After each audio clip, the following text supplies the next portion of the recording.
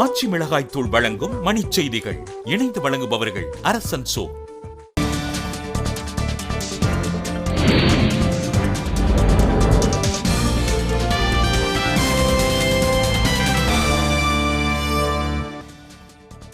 தேர்தலை சுமூகமாக நடத்துவது குறித்து டெல்லியில் தமிழக அரசியல் கட்சி பிரதிநிதிகளிடம் தலைமை தேர்தல் ஆணையர் ஆலோசனை.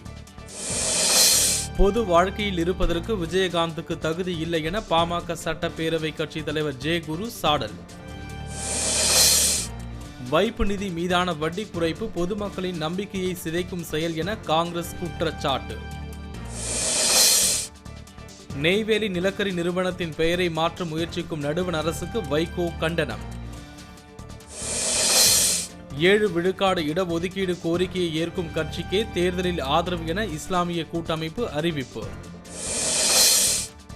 விழுப்புரம் மாவட்டத்தில் இதுவரை ஆவணங்களின்றி எடுத்துச் சென்ற 2.5 லட்சம் ரூபாய் பணம் பறிமுதல். கரூரில் வீட்டின் கதவை உடைத்து 5.5 லட்சம் ரூபாய் மதிப்புள்ள மகிழுந்து மற்றும் மின்னணு பொருட்கள் கொள்ளை.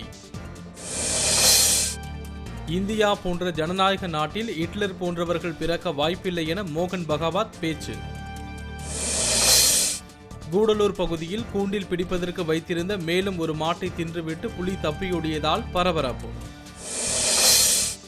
காஞ்சிபுரம் ஏகாம்பரநாத சுவாமி கோவில் பங்குனி உத்திர திருவிழா தேரோட்டத்தில் திரளான பக்தர்கள் பங்கேற்பு. ஆச்சி மிளகாய் தூள் வழங்கிய மணிச் செய்திகள். இணைந்து வழங்கியவர்கள் அரசன் சோ.